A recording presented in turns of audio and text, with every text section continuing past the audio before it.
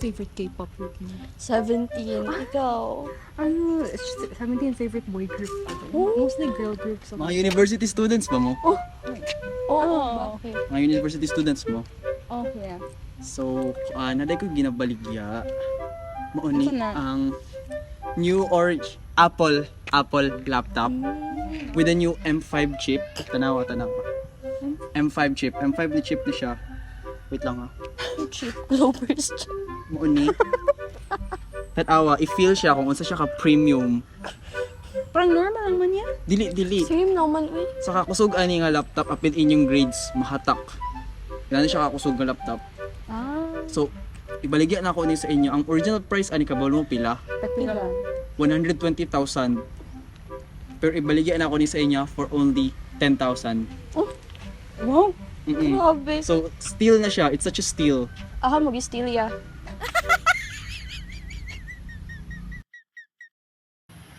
We just showed you an act of persuasive communication, and it just failed miserably. In this video presentation, we are going to show you how communication is translated in our fields and what it aims to communicate.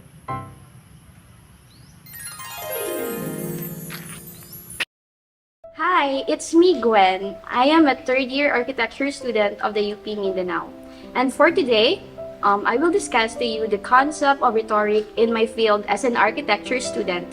Using the concept of rhetoric in the field of architecture as a communication platform can be a powerful way to convey ideas and influence perceptions. First, we craft our architecture presentations with persuasive techniques from rhetoric such as credibility, emotional appeal, and logical reasoning. We use compelling visuals, storytelling, and well-structured argument to engage with our audience. We develop our narratives around our architectural projects. Like this, we explain the design choices, the historical context, and societal impact in a way that resonates with our audience values and interests. Example, this scale model is a bisinog or the tausag houses that is located in a body of water. In architecture, we study designs that communicate different emotions to people when they find themselves inside or outside or in the presence of such structures. One could say that architecture is a language of structures.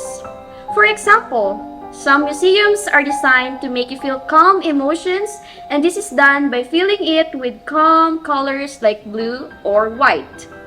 Some spaces are intentionally designed to make one constrained or stressed, such as a horror house or exhibits. The Banawi Rice Terraces is a part of the Filipino architecture, and it itself communicates to Filipinos.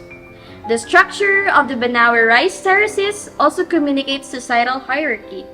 Less fortunate people make their abode in the lower levels of the terraces and the uppermost, while the rich are safely situated in the middle of the terraces, so that when a war breaks out, they are in the least dangerous place.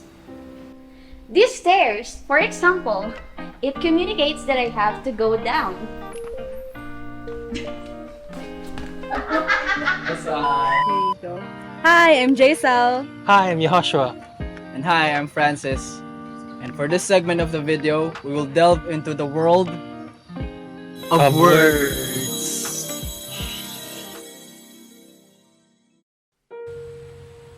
Hello.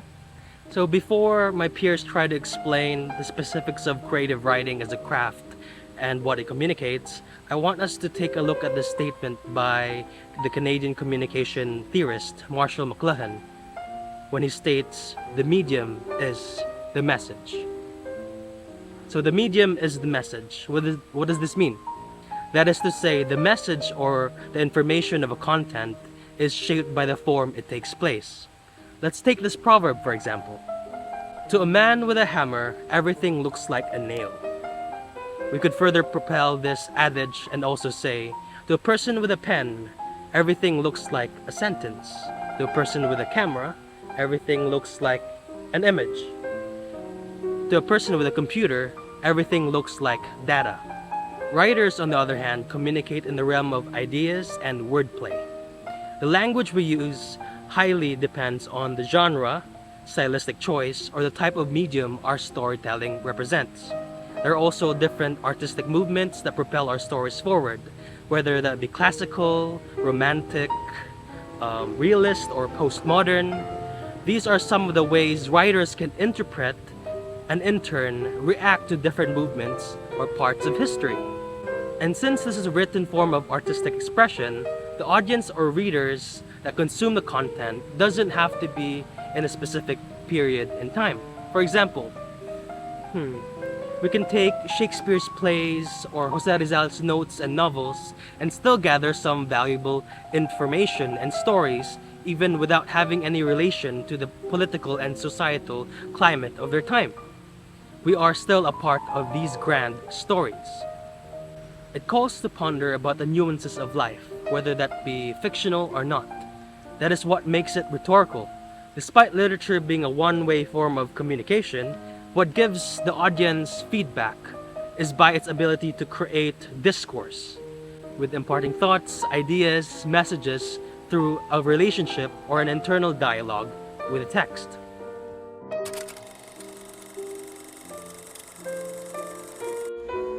It is no secret that the main way creative writers communicate is through the written work. When you are speaking directly to another person, it is easier to communicate because you can always make sure that you are understood by repeating what you say, explaining it in a different way, changing your tone or your body language, or simply by just asking your audience, "Do you understand?"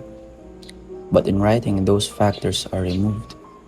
What we are left with is a series of symbols plastered on a background which makes those symbols easier to read.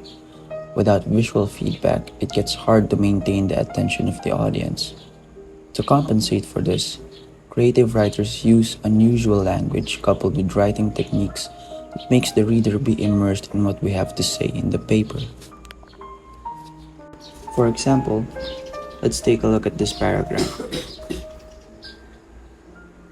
A slim man looked like he had cat in his blood, the way he moved, as if where other men had joints, he had springs, and they were oiled to a shine.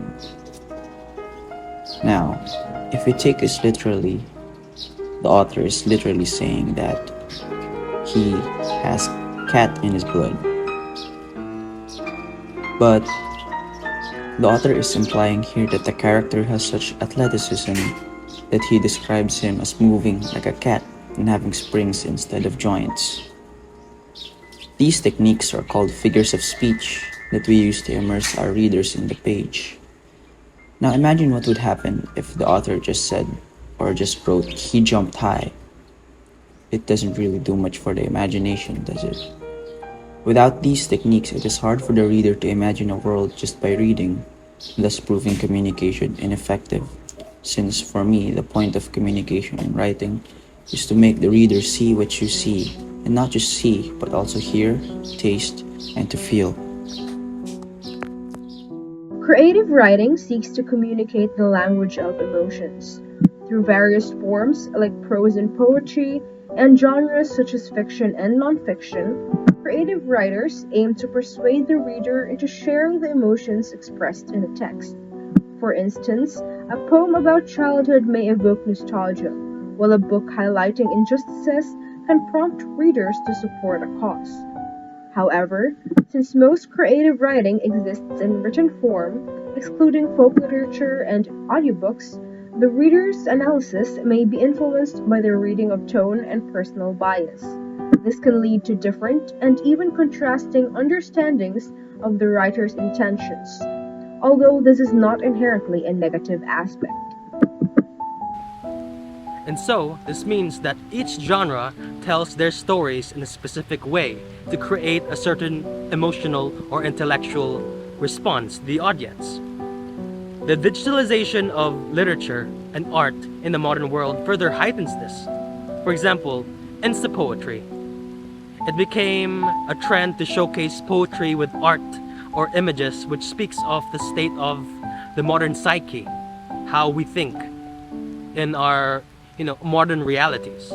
by simply using vernacular words or phrases that are easy to consume.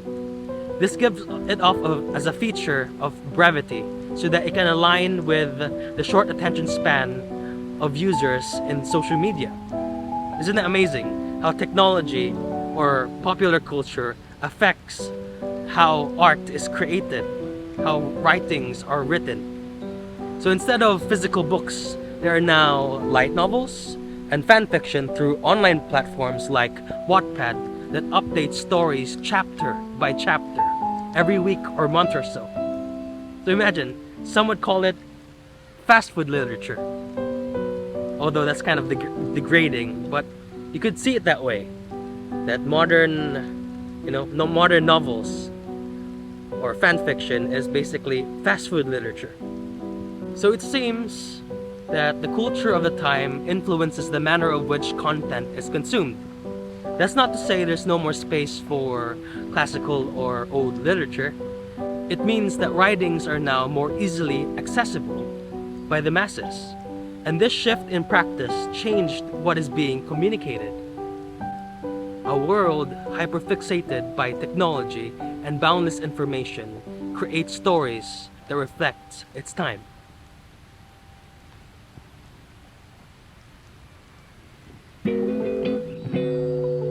And that's it for this video. But before we let you go, we gotta let you hear these 3 cringy lines. Ask and you shall receive. Architecture is a language of structures. Read between the lines. And these are the different facets of communication that we hopefully explored in creative writing and architecture. Peace out.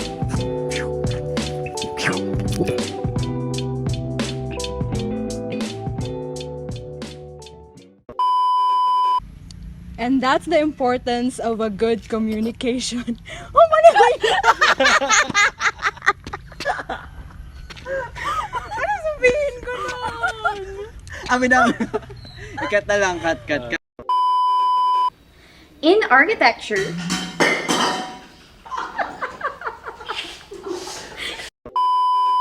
as a communication platform, it is powerful way to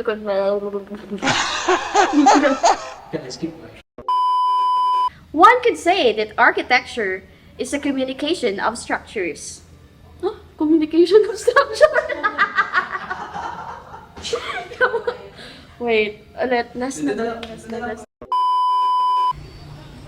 That's it for this video.